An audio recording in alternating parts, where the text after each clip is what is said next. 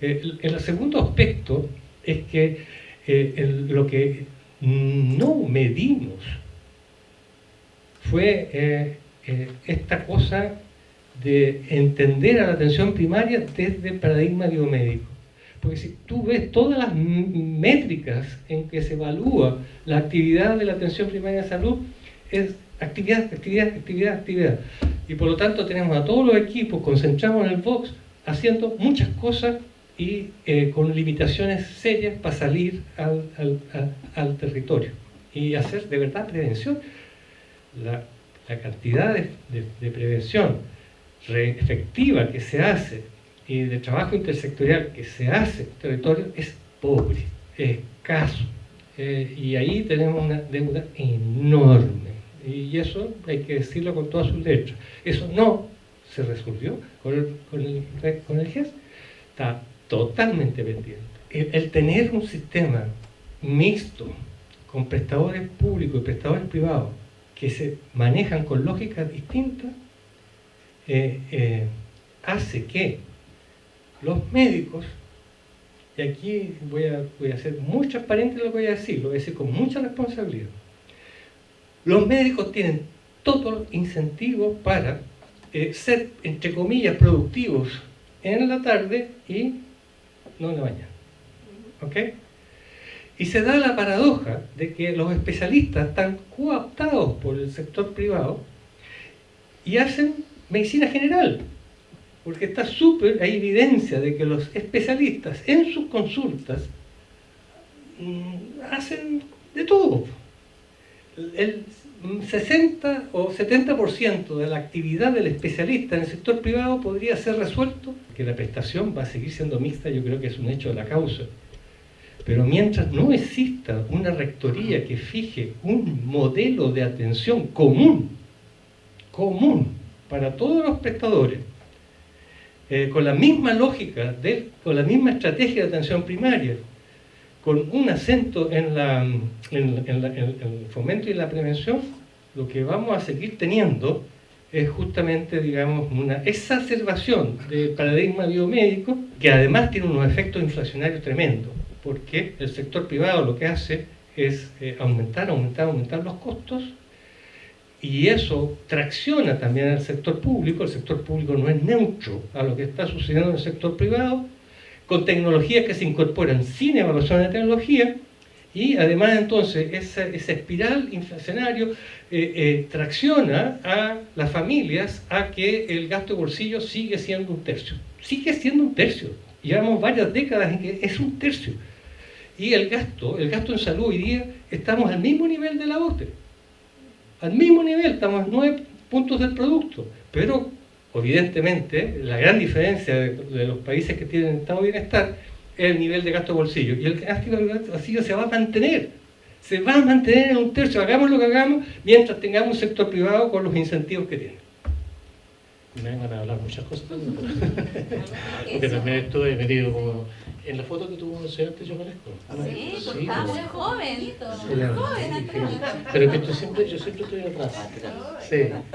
No estoy a propósito de, bueno, hago mención a la foto no porque ya por aquí, sino que esa foto parece un libro, como decía Mario, que Osvaldo nos invitó al lanzamiento en Santiago, en la Universidad de las Américas. Tenemos 3 ejemplares en la quinta región, bueno, 4 con las que tengo yo en realidad. Pero yo te pediría, Osvaldo, si más adelante nos pueden mandar más ejemplares para el departamento, para nosotros aquí poder tener dentro del colegio y dentro del departamento, y también poder repartirlo a muchos colegas de la quinta región. ¿Cómo? En la universidad.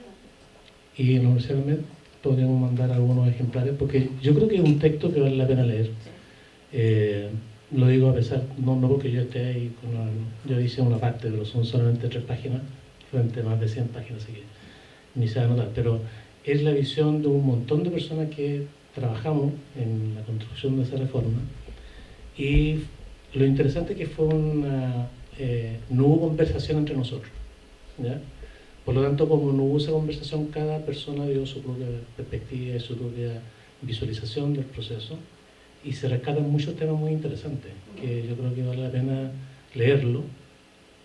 informarse. No es que todo lo que se diga ahí sea necesariamente que correcto, digamos, pero son puntos de vista que vale la pena tomar en cuenta para cualquier proceso de reforma más adelante, ¿ya?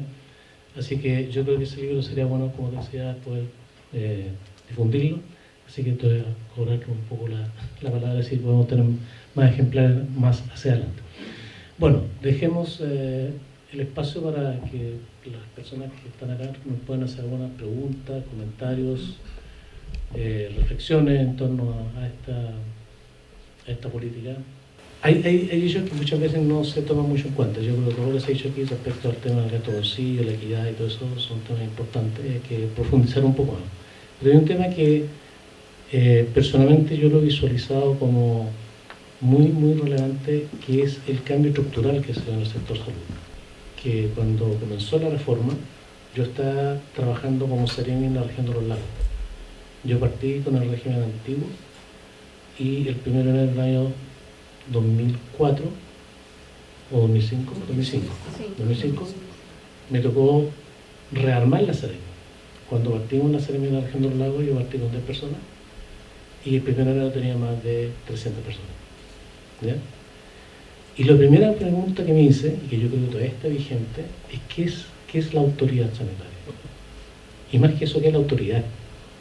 Porque en ese momento había un desconocimiento tremendo de qué es la autoridad sanitaria, qué cosas buenas tiene y qué cosas no tantas, ¿ya? Pero yo creo que la gente hoy día muchas veces dice, si hay tal o cual problema, llamemos autoridad sanitaria, ¿ya?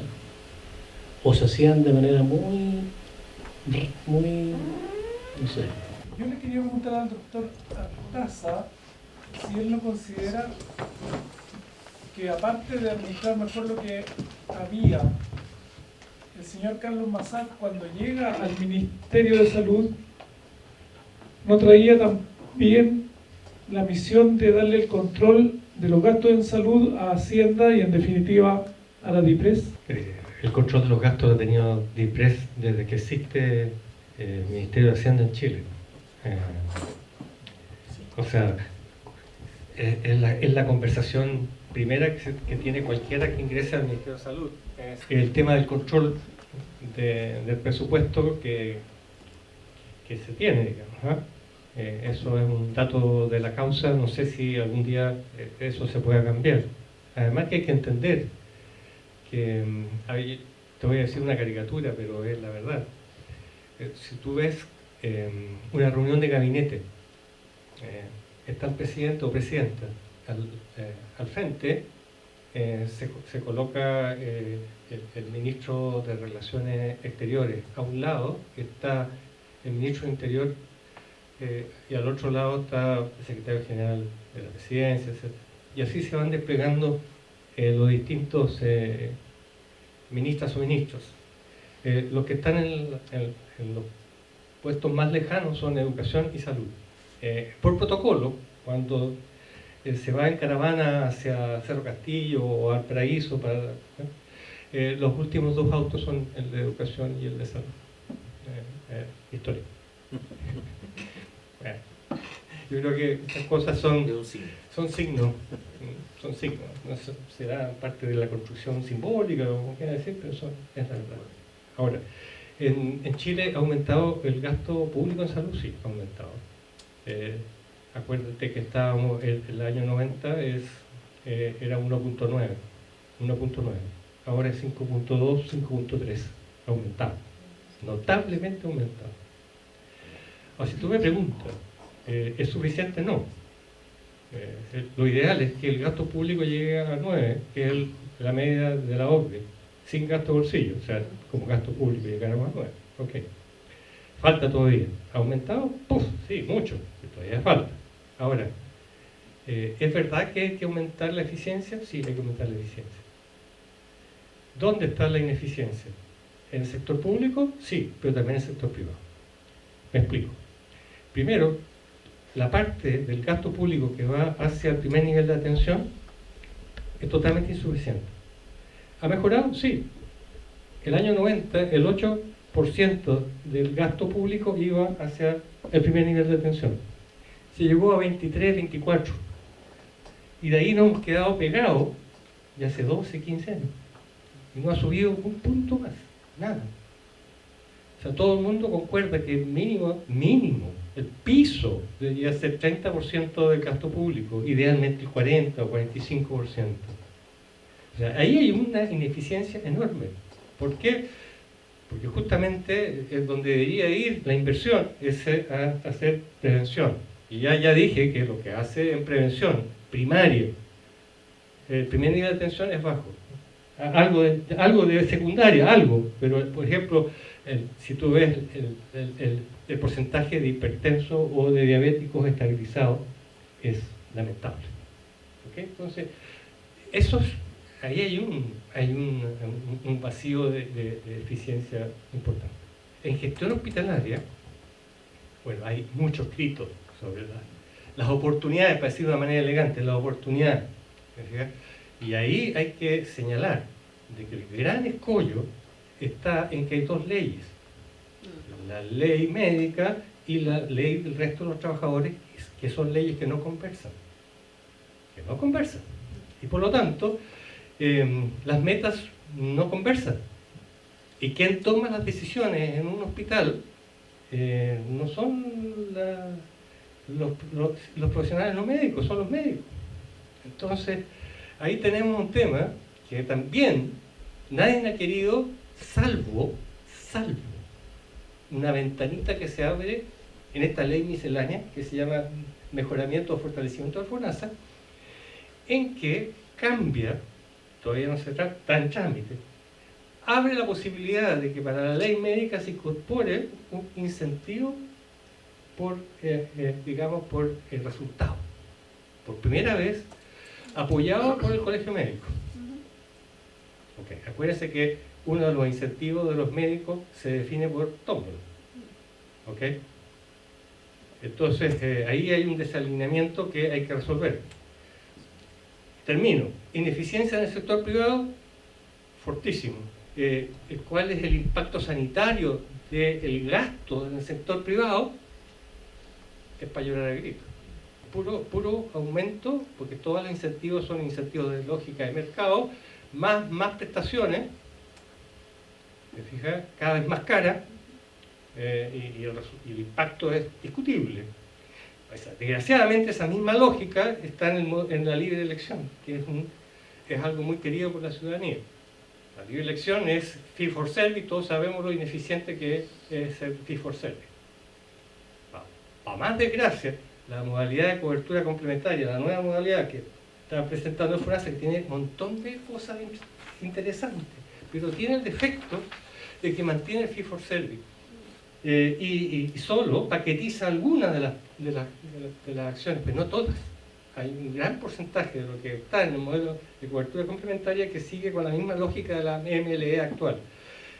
Se le dijo al Camilo sí, infinitas veces que eso debía ser resuelto. Es otra discusión. Bien, Mario.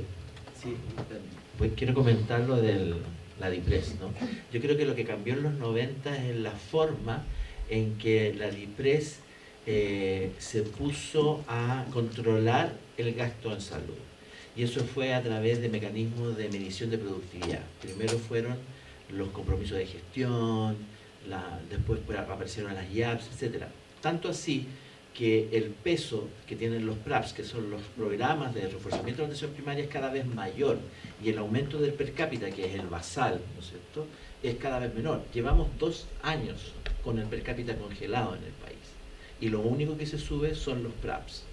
Entonces, y eso está asociado a productividad. Lo que hace Hacienda dice, ya quieren más dinero, eso para hacer mamografías, perfecto. ¿Cuántas mamografías van a hacer? Esto cuesta tanto, eso es. Esa es la lógica que se instaló en los 90 y que se mantiene, y que ha ido cada vez más teniendo vigencia, y yo lo encuentro un mecanismo bastante nefasto porque no se puede hablar en otro idioma con la DIPRES. Sé esto también porque cuando yo fui CEREMI me tocó participar de algunas conversaciones con la gente de la DIPRES, y es como muy clara la doctrina DIPRES, ¿no? Sobre todo con sectores sociales en donde está difícil medir los productos, ¿no? como puede ser en otro sector. Y quiero comentar lo de la autoridad sanitaria, porque hace 6 años atrás, en el Congreso Chileno de Salud Pública que se hizo en Concepción, la Janet Vega hizo una declaración que a mí me llenó de alegría, porque ella hace rato pensaba lo mismo, y es que pensaba de que esta famosa, ella era de la Comisión Reforma, como ustedes saben, esta división entre salud pública y redes asistenciales fue una mala idea, ¿no? Por distintas razones, pero una de las más importantes es que en los tiempos modernos, los tiempos que corren, la gente está con tendencia a la parcelación, ¿no? Entonces esto favoreció el parcelar el pensamiento epidemiológico, a parcelar el pensamiento asistencial, y entonces esto es de allá y esto es de acá. Ahora, yo también concuerdo con Dagoberto respecto de que ahora la gente sí sabe lo que es la autoridad sanitaria. Es verdad, pero en realidad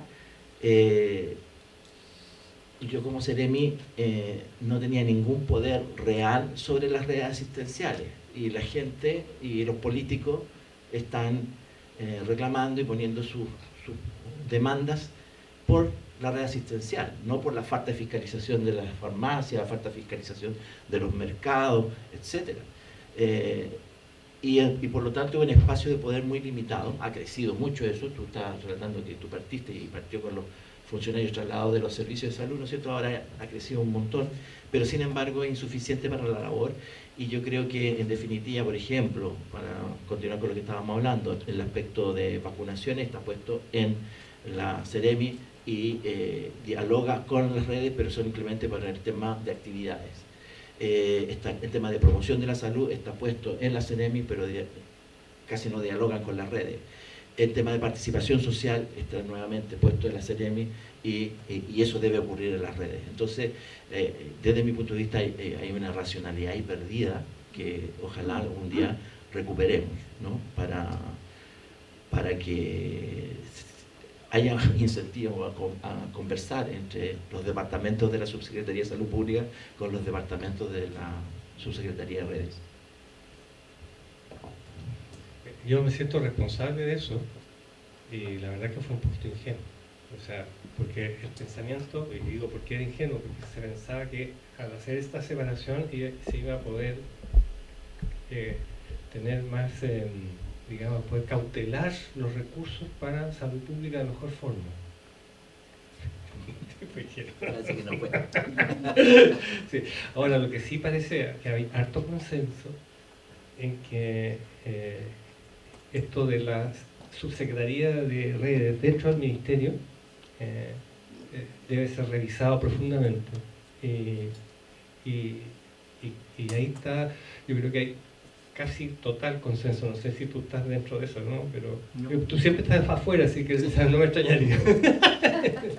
Con todo cariño te lo digo. No, sí, tienes toda la razón. O sea, hay enorme consenso en que debería haber una suerte de dirección o directorio, que fuere, de redes fuera del ministerio.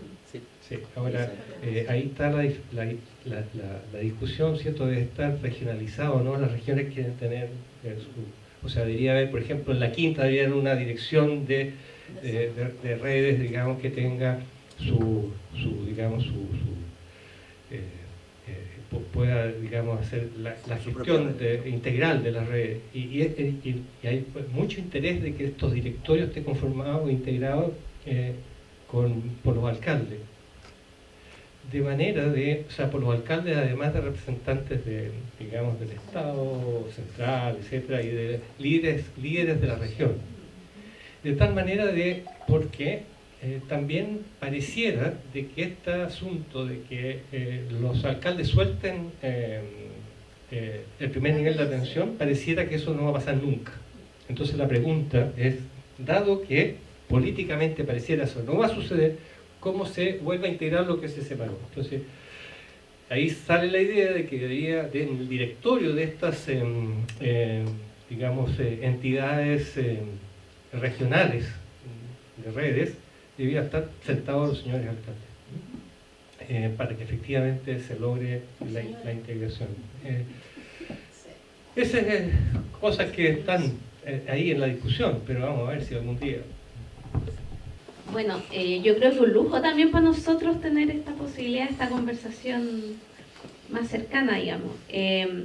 Algo que me quedó dando vuelta es que yo siento que sí, estoy de acuerdo con el doctor Artaza de que la ciudadanía le tiene cariño al GES, porque cuando alguien ha tenido una patología GES o algún familiar, qué sé yo, ve que la cosa fluye de alguna manera, entonces como que el GES lo salvó. O sea, soy GES, bien, estrellita, así, feliz, me voy bien. Pero no le hemos preguntado, bueno, a los no GES, que todo le ha pasado, pero al funcionario o a los equipos. Yo creo que el disgusto del GES hoy en día está en los equipos. Primero porque las decisiones clínicas las siguen tomando los médicos, obviamente. Entonces, al médico como que le da un poco lo mismo si es GES o no GES, él quiere resolver el problema al paciente y hacer que la cosa fluya, ojalá, lo antes posible. Si es GES, tiene papel que llenar. Y ya ahí partió mal porque el médico no quería dar más papeles, obviamente. Y por otro lado hay una presión de la garantía de oportunidad, que es la que la mayoría de la población conoce más del GES. Porque si estamos hablando que los que la ocupan más es FONASA, protección financiera ya la tenían, entonces no, la de calidad, la gente ni sabe que hay una garantía de calidad, o sea, que esté acreditado, que no esté acreditado, para ellos maní. Y la garantía de oportunidad es la que en general la gente reconoce el GES, que hay un plazo acá que hay que cumplir y me tienen que dar mi prestación. ¿Ya? Entonces eso tensiona mucho a los equipos porque está el tema del papeleo, de que la presión, de que no sé qué. Y en mi caso, ahora que estoy en un hospital quirúrgico, siempre la urgencia obviamente le gana al GES. Entonces la discusión que tenemos los gestores, que es como, ya, pero ¿por qué no están operando los GES? ¿Que tenemos que operar los GES? No, porque tenemos este que está con un isquemia, que tenemos este que no sé qué, entonces no hay espacio para las fístulas, por ejemplo, de los vasculares. O en coloprocto ya sí, porque entra el cáncer, pero todo lo otro que es patología súper importante también y también muy complicada para la ciudadanía, no entra. O sea, ¿para qué hablar del que se tiene que hacer una reconstitución de tránsito por una patología benigna, una diverticulitis? O sea, ese paciente 6 años en lista de espera. Entonces, no sé si es que tienen algún conocimiento, el doctor Paray, que entrevistó a esta gente el 2014 también, de cómo esto ha sido la mirada de los equipos. Y por otro lado, de todo este armatoste que se tuvo que generar administrativamente en relación al GES. Entonces, que nacieron estas oficinas GES, que empezó con una persona, 2 personas, llevamos como en 15, 20 personas, con un sistema informático además que está obsoleto, ¿cierto? Que tampoco se ha actualizado y que es difícil, que se cae, que hay que darle un parche para que la cuestión funcione en los equipos que tenemos ahora, porque era como del Windows XP. Entonces, ¿qué ha pasado también con esa parte que a lo mejor desde la política pública y desde esta mirada amplia es súper buena, yo creo, y súper valedera, pero cuando uno se va a lo chico, a lo que está pasando ahí en el CEFAM, en el Vox, en el hospital, en esos equipos, se ve una tensión importante entre lo clínico y administrativo. Eso. Hola, buenas tardes. En primer lugar, quería agradecer al Departamento de Salud Pública por traer esta temática tan relevante y sobre todo por todas las charlas que han hecho durante el año, las discusiones, los invitados súper buenos, que no solo el debate sea en la región metropolitana. Eso es muy importante. Me quedó una inquietud pensando en cuando se habló de los mecanismos de financiamiento por metas de producción individual, ya sea por atenciones clínicas o exámenes, que fue lo que se ha comentado bastante en el marco de la doctrina, como usted mencionó. Tenía la inquietud si existían iniciativas para poder fortalecer e incentivar las acciones de salud comunitaria. Como esa es mi pregunta central. En el fondo, porque como hay que competir entre los PAP y las atenciones de las médicas de 10 minutos en invierno, esa es mi inquietud. Uno, y la otra era, aprovechando una mesa de tan connotados expositores y profesores, si había algún debate que pudieran, alguna temática que aporte al debate de 2026 en salud pública, ya sea regional o nacional, de lo que ustedes tengan como temas a visorar 2026. Eso, gracias. Doctora, yo quería consultar, bueno, como quizá un recordatorio muy breve, como de por qué ocurrió este cambio del nombre del auge a GES. Y mi segunda pregunta tenía más relación como de dónde nació la inspiración para crear el GES, porque no sé si solamente no lo sé, o a mí me parece curioso que haya una ley que determine, por ejemplo, plazos como para las prestaciones. No sé si es algo que existe a nivel internacional y nos inspiramos en eso, es algo sui generis chileno. Quería como poner ese tema como para discutirlo. Yo le agregaría, no lo sabía. Bueno, primero un comentario que en la época en que se creó el auge, dentro del gremio médico lo que más se criticaba, así como un paradigma de la crítica, era que era una inequidad que a la persona con un cáncer gástrico se le diera el tratamiento beneficioso que significaba este nuevo plan, pero a la que tenía un cáncer un centímetro más arriba, como el esofágico, no le llegara. Y eso es lo que ha pasado durante todos estos años. Pero bueno, es un comentario que desde un poco la ignorancia de los médicos, que solemos estar muy alejados de la salud pública y de la gestión, se daba y se decía. Y la pregunta que yo quería transmitirles es que si es cuando se planteó todo este tema de que los plazos se iban a cumplir, incluyendo la posibilidad de mandar los problemas de salud a un segundo prestador, se visualizó que iban a ser tan grandes las transferencias al sistema privado como 132.000 millones de pesos en el año 2022 y suma y sigue. Esa es mi pregunta para quienes estuvieron en ese origen.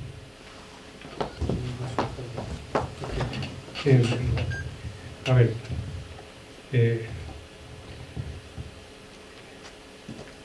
primero, digamos, señalar que el régimen de garantía explícita en salud no es otra cosa que un sistema de priorización.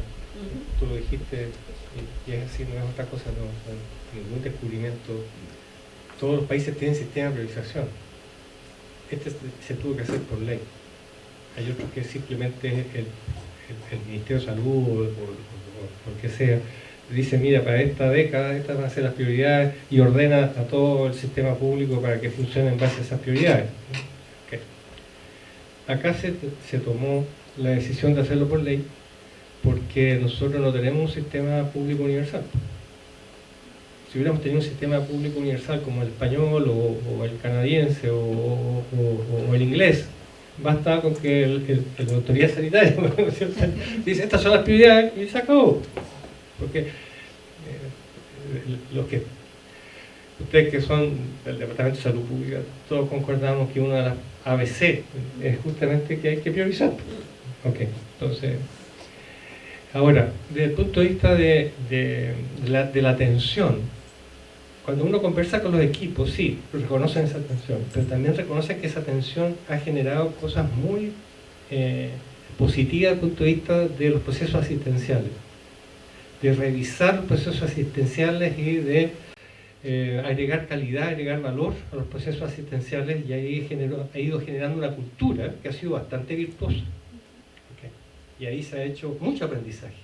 Yo creo que eso sí también hay que valorarlo. Ahora, desde el punto de vista de los temas que no están en el GES, efectivamente, ahí, si ustedes ven las listas de esperas no son por tiempo.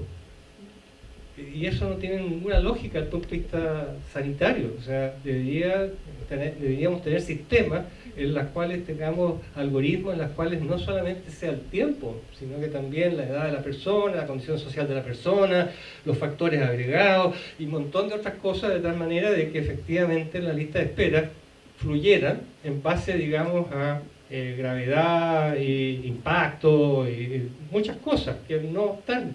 Simplemente una lista tonta. Y eso, yo creo que eso hay que verlo. Por otro lado, las listas de espera, estamos condenados a tener listas de espera mientras nosotros tengamos que la población mayor de 60 años con 3 a 5 padecimientos concomitantes. O sea, esta cuestión, nadie todavía ha calibrado, yo creo que sí, se ha calibrado, pero la ciudadanía no ha visto lo que significa tener este aumento de la expectativa de vida con tan mala calidad. Y eso tiene que ver con los determinismos sociales de la salud, tiene que ver con un montón de cuestiones. Entonces eso efectivamente nos está condenando efectivamente a esta tremenda avalancha sin parar de temas que hay que afrontar desde el punto de vista curativo. Mientras no hagamos una inversión hacia las causas, de hacer una mirada salutogénica en serio, ahí es un tema súper sensible. Eso yo diría que son como los desafíos que se vienen para adelante, digamos. Eso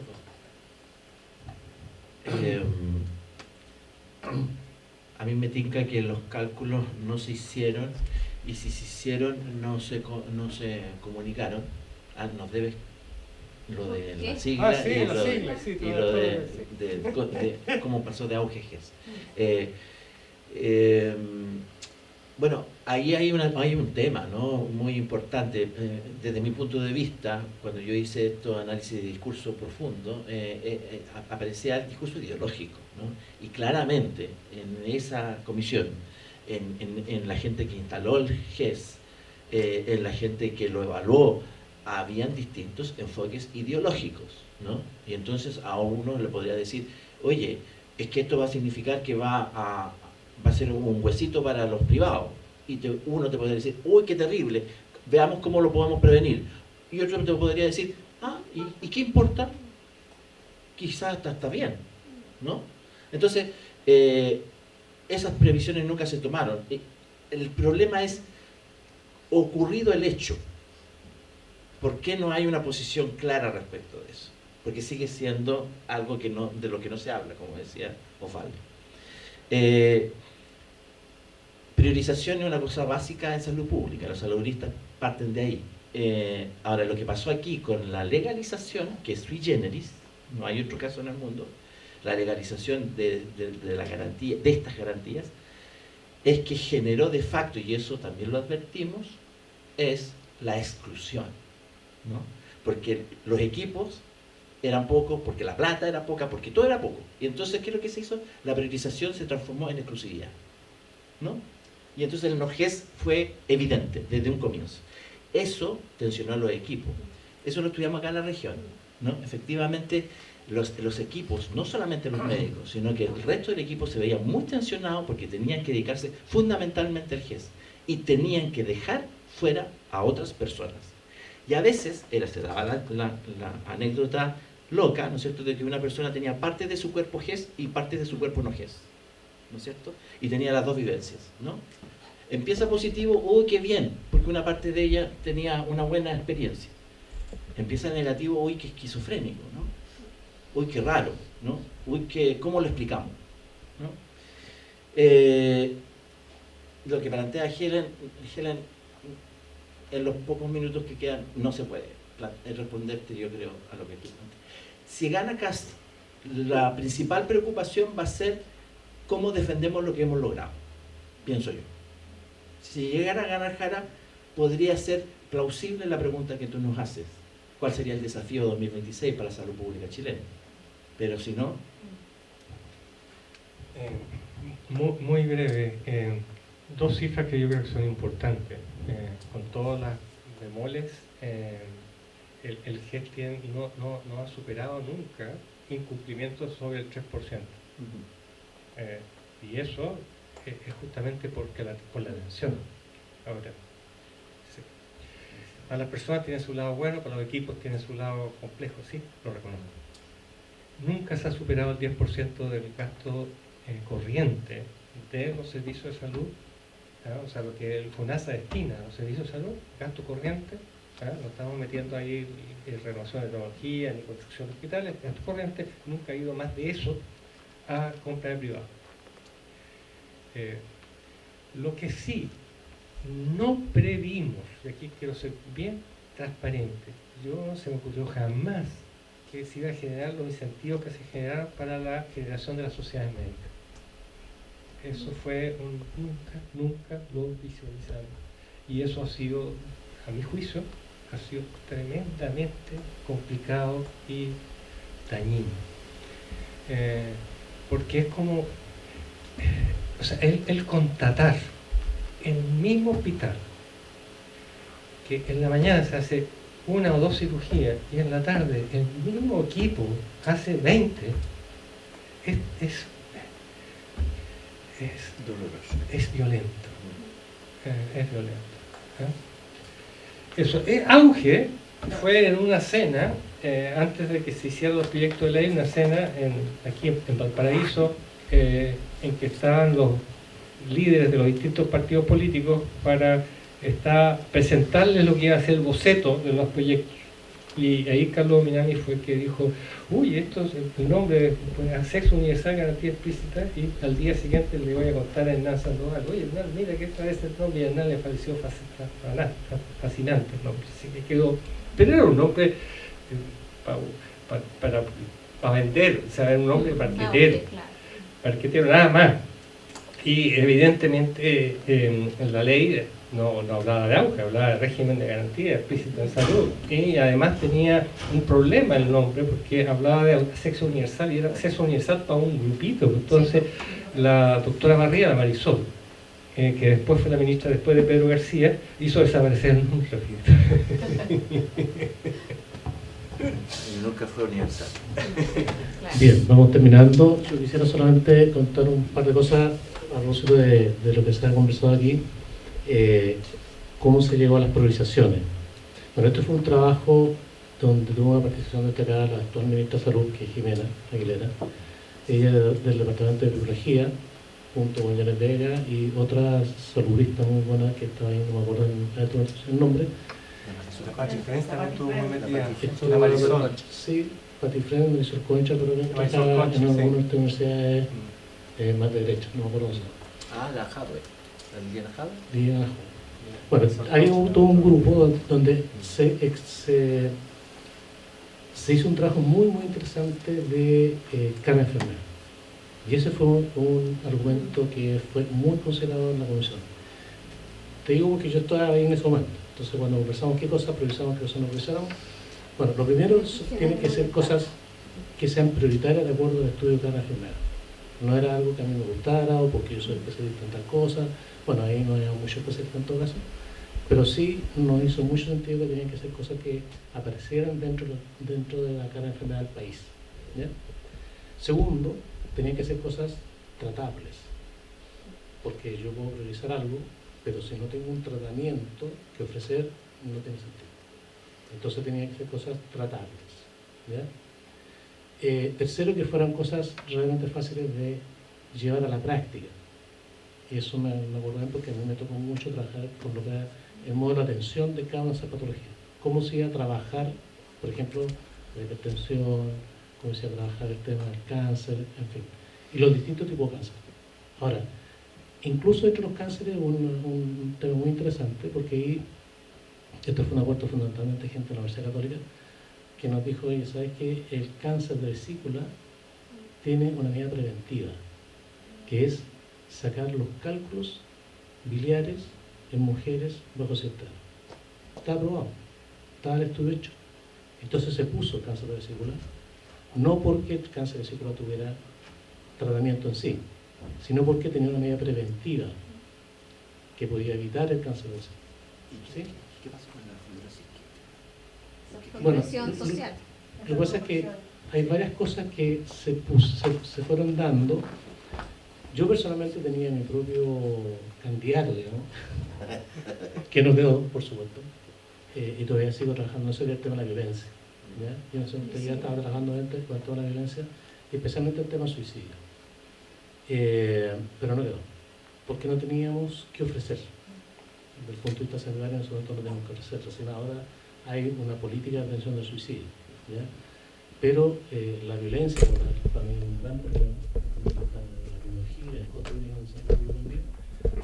pero no está como violencia. ¿Sí? Como violencia tenemos una cosa un poquito más amplia. ¿Sí? Ahora sí hay más énfasis sobre el tema del suicidio. Pero esa es la lógica con la que se construyó. Ahora, yo quisiera agregar algo a lo que decía Osvaldo. Esto de que se haya puesto legal, que también fue una discusión que se dio dentro de la comisión, fue porque consideramos que era necesario sacar la discusión del ámbito médico. La comisión que hoy día revisa qué cosas ingresan y qué cosas no a la OGE, o a GES, es una comisión ciudadana, ¿ya? O sea, es una comisión donde hay saludistas, ¿sí? Pero también hay representantes de la sociedad civil, que no solamente son médicos. Y ellos también tienen algo que decir, ellos también tienen algo que opinar. O sea, es un proceso bastante más participativo, lo cual yo creo que a nosotros nos significó, o sea, nosotros los médicos, digamos, nos significó en algún momento dado quizá un pequeño, no sé, raspado a la olla, ¿no? En nuestro ego. Pero nosotros tenemos que reconocer, digamos, que no somos nosotros, los médicos, los que tenemos que definir qué es lo que la sociedad prioriza y qué es lo que la sociedad no prioriza, ¿ya?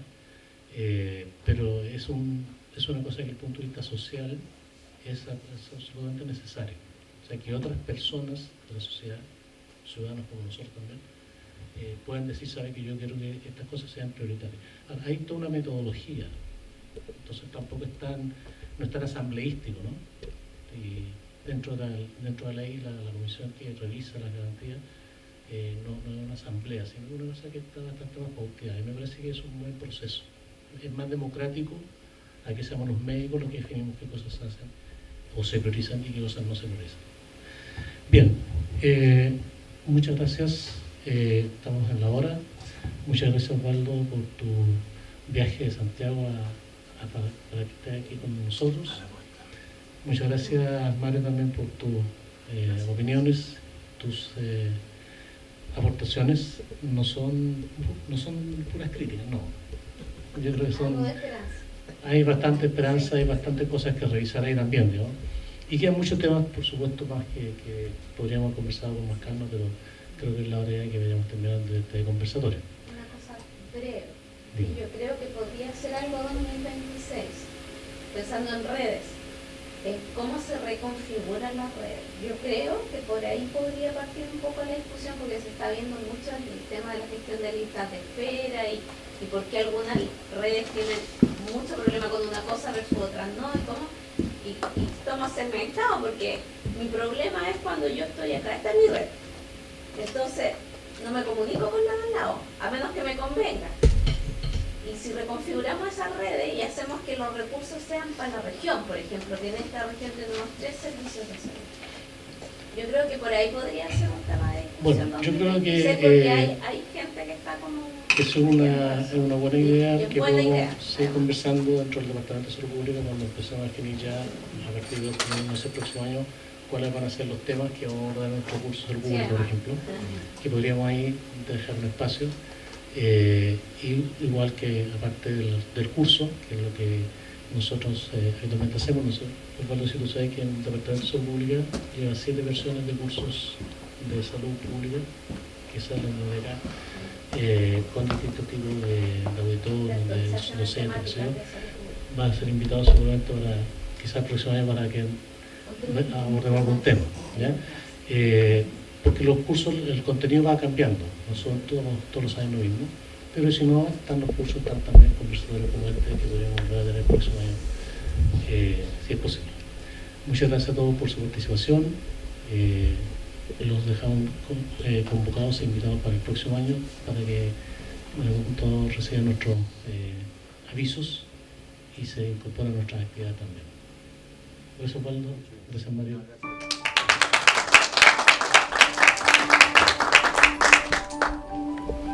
Que los pienso. Presión.